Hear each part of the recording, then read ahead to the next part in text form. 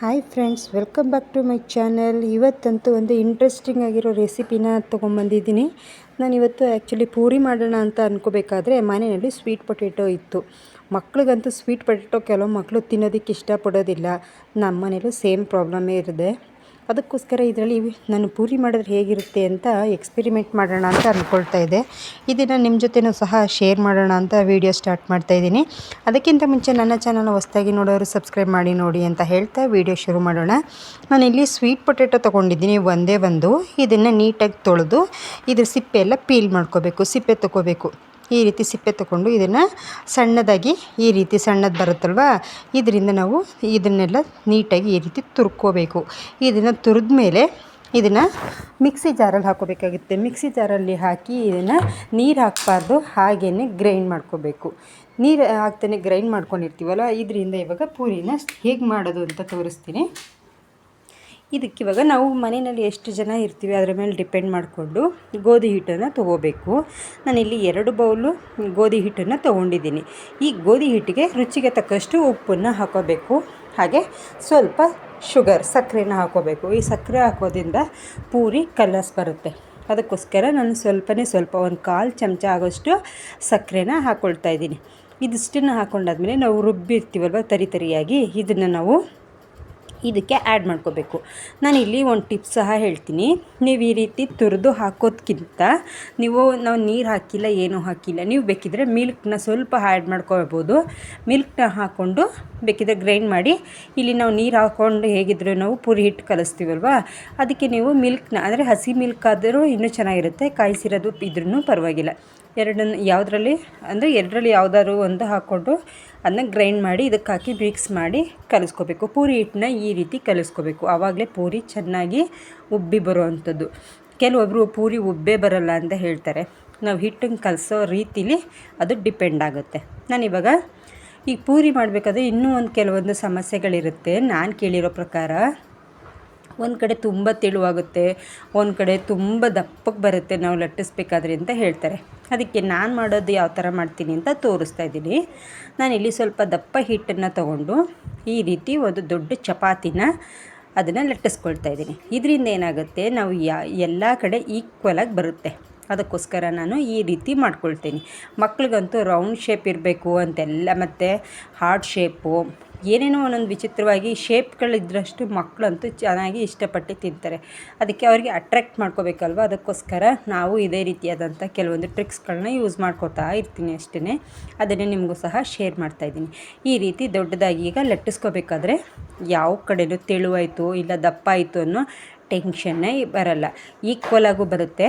ಅದೇ ಥರ ನೀವು ರೌಂಡ್ ಶೇಪಲ್ಲಿ ಇವಾಗ ಆರಾಮಾಗಿ ಕಟ್ ಮಾಡ್ಕೋಬೋದು. ನೀವು ದೊಡ್ಡವರು ಮಾಡ್ತಾಯಿದ್ದೀರಾ, ದೊಡ್ಡ ಮಕ್ಕಳಿಗೆ ಅಥವಾ ಚಿಕ್ಕ ಮಕ್ಕಳಿಗೆ ಮಾಡ್ತಾಯಿದ್ದೀರಾ ಅಂತ ನೋಡಿಕೊಂಡು ಇದನ್ನು ಮಾಡ್ಕೋಬೇಕಾಗುತ್ತೆ. ನೋಡಿ, ಈ ರೀತಿ ನಾನು ಲಟ್ಟಿಸ್ಕೊಳ್ತಾ ಇದ್ದೀನಿ. ಇವಾಗ ಒಂದು ಬೌಲ್ ತೊಗೋಬೇಕು. ಅಂದರೆ ನೀವು ಯಾವ್ದು ಸೈಜಲ್ಲಿ ಬೇಕು ಪೂರಿ ಅಂತ ನೋಡಿಬಿಟ್ಟು ನೀವು ಇದನ್ನು ಕಟ್ ಮಾಡ್ಕೋಬೇಕಾಗುತ್ತೆ. ನಾನಿಲ್ಲಿ ಒಂದು ಬಾಕ್ಸ್ ತೊಗೊಂಡಿದ್ದೀನಿ. ಈ ಬಾಕ್ಸಲ್ಲಿ ನಾನಿವಾಗ ಇದನ್ನು ಕಟ್ ಮಾಡ್ಕೊಳ್ತಾ ಇದ್ದೀನಿ. ನಾನು ಸ್ವಲ್ಪ ದೊಡ್ಡ ಮಕ್ಕಳಿಗೆ ಮಾಡ್ತಾ ಇರೋದ್ರಿಂದ ಈ ದೊಡ್ಡ ಸೈಜಲ್ಲಿ ಮಾಡ್ತಾಯಿದ್ದೀನಿ. ನೀವು LKG UKG ಮಕ್ಳಿಗೆ ಮಾಡೋದಾದರೆ ಒಂದು ಚಿಕ್ಕ ಬೌಲಲ್ಲಿ ಮಾಡಿದ್ರೆ ಅವಕ್ಕೆ ಹಿಡ್ಕೊಂಡು ತಿನ್ನೋದಕ್ಕೆ ಈಸಿಯಾಗಿರುತ್ತೆ. ನಾನು ಈ ರೀತಿ ನೋಡಿ ಇವಾಗ ಕಟ್ ಮಾಡ್ಕೊಳ್ತಾ ಇದ್ದೀನಿ. ನೋಡಿ, ಎಲ್ಲ ಒಂದೇ ಶೇಪ್ ಬಂತು. ಈ ರೀತಿ ಎಕ್ಸ್ಟ್ರಾ ಏನಿರುತ್ತೆ ಹಿಟ್ಟು ಇದನ್ನೆಲ್ಲ ತಕ್ಕೊಬಿಡಬೇಕು ಅಷ್ಟೇ. ಎಷ್ಟು ಸಿಂಪಲ್ಲಾಗಿ ಒಂದೇ ಟೈಮಲ್ಲಿ ನೀವು 3 ಚಪಾತಿನ ಫಟಾಫಟ್ ಅಂತ ಲಟ್ಟಿಸ್ಕೋಬೋದು. ಈ ರೀತಿ ಬರುತ್ತೆ ನೋಡಿ, ಎಷ್ಟು ಚೆನ್ನಾಗಿದೆ. ಹಾಗೆಯೇ ಒಂದು ಈಕ್ವಾಲಿಟಿ ಇರುತ್ತೆ ನೋಡಿ. ಇವಾಗ ಎಷ್ಟು ತಿನ್ನಿಲ್ಲ ಮತ್ತು ತಿಕ್ಕೂ ಇಲ್ಲ, ಈ ಸೈಜಲ್ಲಿ ಮಾಡಿಕೊಂಡ್ರೆ ನೀವು ಪೂರಿ ಚೆನ್ನಾಗಿ ಉಬ್ಬಿ ಬರುತ್ತೆ. ಇವಾಗ ಆಲ್ರೆಡಿ ನಾನು ಆಯಿಲ್ನ ಬಿಸಿ ಮಾಡೋದಕ್ಕೆ ಇಟ್ಟಿದ್ದೀನಿ. ಈಗ ಚಪಾತಿನೂ ಇದರಲ್ಲೇ ಮಾಡಿ ನೋಡೋಣ ಅಂತ ಮಾಡ್ತಾಯಿದ್ದೀನಿ. ಇವಾಗ ಒಂದು ಹಿಟ್ಟು ನಾವು ಎಷ್ಟು ದೊಡ್ಡದು ಬೇಕು ಅದನ್ನು ನೋಡಿಬಿಟ್ಟು ಒಂದು ಚಿಕ್ಕ ಸೈಜಲ್ಲಿ ನಾನು ತೊಗೊಂಡಿದ್ದೀನಿ ಚಪಾತಿ ಹಿಟ್ಟನ್ನು. ಇವಾಗ ಚೆನ್ನಾಗಿ ಲಟ್ಟಿಸ್ಕೋಬೇಕು. ಒಂದು ದೊಡ್ಡ ಪೂರಿ ಥರ ನಾನು ಇವಾಗ ಲಟ್ಟಿಸ್ಕೊಂಡ್ಬಿಟ್ಟು, ಆ್ಯಸ್ ಯೂಶುವಲ್ ನಾನು ವೀಡಿಯೋ ನೋಡಿದರೆ ಗೊತ್ತಾಗುತ್ತೆ. ಈ ರೀತಿ ನೀವು ಚಪಾತಿನ ಲಟ್ಟಿಸ್ಕೊಂಡು ಮಧ್ಯೆ ಸ್ವಲ್ಪ ಆಯಿಲ್ನ ಹಾಕಿ ಲೇಯರ್ ಮಾಡ್ಕೋಬೋದು. ಲೇಯರ್ ಚಪಾತಿ ಮಾಡಬೇಕು ಅಂದರೆ ನೀವು ಈ ರೀತಿ ಮಾಡಿದ್ರೆ ನೀವು ಎಷ್ಟು ಸಲ ಫೋಲ್ಡ್ ಮಾಡ್ತೀರಾ ಅಷ್ಟು ಲೇಯರ್ಸ್ ಬರುತ್ತೆ. ನಾನಿಲ್ಲಿ ಈ ರೀತಿ ಹಿಂಗೆ ಲಟ್ಟಿಸ್ಕೊಂಡ್ಬಿಟ್ಟು ಇವಾಗ ಸ್ವಲ್ಪ ತುಪ್ಪ ಹಾಕ್ಕೊಳ್ತಾ ಇದ್ದೀನಿ. ಈ ರೀತಿ ತುಪ್ಪನ ಚೆನ್ನಾಗಿ ಸ್ಪ್ರೆಡ್ ಮಾಡಿ ಅದರ ಮೇಲೆ ಸ್ವಲ್ಪ ಹಿಟ್ಟನ್ನು ಹಾಕ್ಕೋಬೇಕು. ಹಿಟ್ಟನ್ನು ಹಾಕ್ಕೊಂಡ್ಬಿಟ್ಟು ಮತ್ತೆ ಫೋಲ್ಡ್ ಮಾಡ್ಕೋಬೇಕು. ಇದೇ ರೀತಿ ನೀವು ಈಗ ನಾನು ಒಂದು ಸಲ ಮಡಚಿದ್ದೀನಿ, ಇವಾಗ ಮತ್ತೆ ತುಪ್ಪ ಹಾಕ್ಕೊಳ್ತಾ ಇದ್ದೀನಿ, ಮತ್ತೆ ಸ್ವಲ್ಪ ಹಿಟ್ಟನ್ನು ಹಾಕ್ಕೋಬೇಕು. ನಾನಿಲ್ಲಿ 2 ಸಲ ಫೋಲ್ಡ್ ಮಾಡ್ತಾಯಿದ್ದೀನಿ. ನೀವು ಇಲ್ಲಿ 3-4 ಸಲ ಫೋಲ್ಡ್ ಮಾಡಿದ್ರೂ ಸಹ ಅಷ್ಟೇ ಲೇಯರ್ಸ್ ಬರುತ್ತೆ. ನೀವು ತಿನ್ನಬೇಕಾದ್ರೆ ಬಿಡಿಸಿ ಎಷ್ಟು ಚೆನ್ನಾಗಿರುತ್ತೆ ಗೊತ್ತಾ, ಆ ರೀತಿ ತಿನ್ನೋದಕ್ಕೆ. ಮಕ್ಳಿಗೆ ಕೊಟ್ಟರಂತೂ ಹಾಗೇ ನೀವು ಹಿಟ್ಕೊಂಡು ತಿಂತಾರೆ, ಅದಕ್ಕೆ ಏನು ಸೈಡ್ಸ್ ಕೇಳೋದೇ ಇಲ್ಲ. ಇವಾಗ ಇದನ್ನು ನಮಗೆ ಯಾವ ಸೈಜಲ್ಲಿ ಬೇಕೋ ಆ ರೀತಿ ಇದನ್ನು ಲಟ್ಟಿಸ್ಕೋಬೋದು. ತುಂಬ ತೆಳುಗೆ ಲಟ್ಟಿಸ್ಕೊಳ್ಬಹುದು, ಇಲ್ಲ ಮಂದಕ್ಕೆ ಬೇಕಾದರೂ ಲಟ್ಟಿಸ್ಕೋಬಹುದು. ಉಬ್ಬಿ ಬರುತ್ತೆ. ನೀವು ಯಾವ ರೀತಿಯಲ್ಲಿ ಲಟ್ಟಿಸಿದ್ರೂ ಸಹ ಚಪಾತಿ ಉಬ್ಬಿ ಬರುತ್ತೆ. ನಾನಿಲ್ಲಿ ಚಪಾತಿನೂ ಟ್ರೈ ಮಾಡಿ ನೋಡೋಣ ಅಂತ ಹೇಳಿಬಿಟ್ಟು ಅದೇ ಹಿಟ್ಟಿಂದ ಚಪಾತಿನೂ ಸಹ ಮಾಡ್ಕೊಂಡಿದ್ದೀನಿ. ನಾನು ಆಲ್ರೆಡಿ ಆಯಿಲ್ನ ಬಿಸಿಗಿಟ್ಟಿದ್ದೀನಿ. ಫಸ್ಟು ಪೂರಿ ಮಾಡ್ಕೊಂಡ್ಬಿಟ್ಟು ಆಮೇಲೆ ಚಪಾತಿ ಮಾಡ್ಕೊಳ್ಳೋಣ ಅಂತ ಅಂದ್ಬಿಟ್ಟು ಮಾಡ್ತಾಯಿದ್ದೀನಿ. ಇವಾಗ ಚಪಾತಿನೂ ಲಟ್ಟಿಸಿ ಆಯಿತು.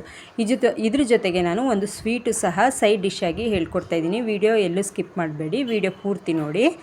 ಇವಾಗ ಚಪಾತಿ ನಾನು ಈ ಸೈಜಲ್ಲಿ ಲಟ್ಟಿಸ್ಕೊಂಡಿದ್ದೀನಿ. ಇವಾಗ ಇದನ್ನು ಪಕ್ಕಕ್ಕೆ ಎತ್ತಿಟ್ಬಿಟ್ಟು ನಾವು ಫಸ್ಟು ಪೂರಿನ ಮಾಡ್ಕೋಬೇಕು. ಪೂರಿ ಜೊತೆಗೆ ಇವಾಗಂತೂ ಮಾವಿನ ಹಣ್ಣಿನ ಸೀಸನ್ ಇರೋದ್ರಿಂದ ಮಾವಿನ ಹಣ್ಣು ಮುಗಿಯೋ ತನಕ ನಾವು ಮಾವಿನ ಹಣ್ಣಿಂದ ಡಿಫ್ರೆಂಟಾಗಿ ಒಂದೊಂದು ಡಿಶ್ನ ಮಾಡ್ಕೋಬಹುದು. ಅದೇ ಥರ ನಾನು ಒಂದು ಡಿಶ್ ಮಾಡ್ತಾಯಿದ್ದೀನಿ. ಇವಾಗ ಆಯಿಲ್ ಬಿಸಿಯಾಗಿದೆ. ಇವಾಗ ಚೆಕ್ ಮಾಡು ಸಹ ಆಯಿತು. ಇವಾಗ ಒಂದೊಂದೇ ಪೂರಿನ ಹಾಕ್ಕೊಳ್ತಾ ಇರೋದು. ಇವಾಗ ಇಲ್ಲಿ ನಾನು ಯಾವ ಮೆಥಡ್ ಯೂಸ್ ಮಾಡ್ತಾಯಿದ್ದೀನಿ, ಹೀಗೆ ಮಾಡಿದ್ರೆ ನೀವು ಪೂರಿ ಎಷ್ಟು ಚೆನ್ನಾಗಿ ಉಬ್ಬಿ ಬರುತ್ತೆ ಗೊತ್ತಾ. ನೀವು ಆಯಿಲಲ್ಲಿ ಹಾಕಿದ ತಕ್ಷಣ ಈ ರೀತಿ ಉಬ್ಬಿ ಬರುತ್ತೆ. ನೀವು ಇದೇ ರೀತಿಯಾಗಿ ಟ್ರೈ ಮಾಡಿ ನೋಡ್ಬೋದು. ಅಂದರೆ ಯಾರಿಗೆಲ್ಲ ಪೂರಿ ಉಬ್ಬಿ ಬರೋಲ್ಲ ಅಂತ ಕೆಲವರು ಹೇಳ್ತಾನೆ ಇರ್ತಾರೆ, ಅದಕ್ಕೆ ಅವ್ರಿಗೋಸ್ಕರ ನಾನು ಈ ರೀತಿ ಹೇಳ್ತಾಯಿದ್ದೀನಿ. ಹೋಟೆಲಲ್ಲೂ ಸಹ ಇದೇ ಥರ ಟ್ರಿಕ್ಸ್ಗಳನ್ನ ಯೂಸ್ ಮಾಡ್ತಾರೆ. ನಾವು ಸ್ವಲ್ಪ ಸಕ್ಕರೆನ ಹಾಕಿರೋದ್ರಿಂದ ಈ ರೀತಿ ಕಲರ್ ಬರುತ್ತೆ. ಇಲ್ಲಿ ನಾನು ಮೈದಾ ಹಿಟ್ಟನ್ನು ಯೂಸ್ ಮಾಡಿಲ್ಲ, ಅದೊಂದು ಹೆಲ್ತ್ ಬೆನಿಫಿಟ್ ಇದೆ. ನಾವು ಗೋಧಿ ಹಿಟ್ಟಿಂದ ಮಾಡಿರೋದ್ರಿಂದ ನಾವು ಆರಾಮಾಗಿ ಯಾವುದೇ ಇದಿಲ್ಲದೆ ಭಯ ಇಲ್ಲದೆ ಆರಾಮಾಗಿ ತಿನ್ಬೋದು. ಮತ್ತು ಆಯಿಲ್ಗೆ ನೀವು ಸ್ವಲ್ಪ ಉಪ್ಪನ್ನು ಹಾಕೋದ್ರಿಂದ ಆಯಿಲ್ ಜಾಸ್ತಿ, ನಾವು ಗೋಧಿ ಹಿಟ್ಟಲ್ಲಿ ಮಾಡೋದ್ರಿಂದ ಫ್ರೆಂಡ್ಸ್ ಇನ್ನೊಂದೇನೆಂದರೆ ಆಯಿಲ್ನ ಜಾಸ್ತಿ ಅದು ಹಿಡ್ಕೊಳ್ಳಲ್ಲ. ತುಂಬ ಕಡಿಮೆ ಆಯಿಲಲ್ಲಿ ನಾವು ಮಾಡ್ಕೋಬೋದು. ಜಾಸ್ತಿ ಆಯಿಲ್ ಇದೆಯಪ್ಪ ಪೂರಿ ತಿನ್ನೋದಕ್ಕಾಗೋದಿಲ್ಲ, ಮುಚ್ಚಿಟ್ಟಾಯಿತು ಅಂತ ಏನಿಲ್ಲ.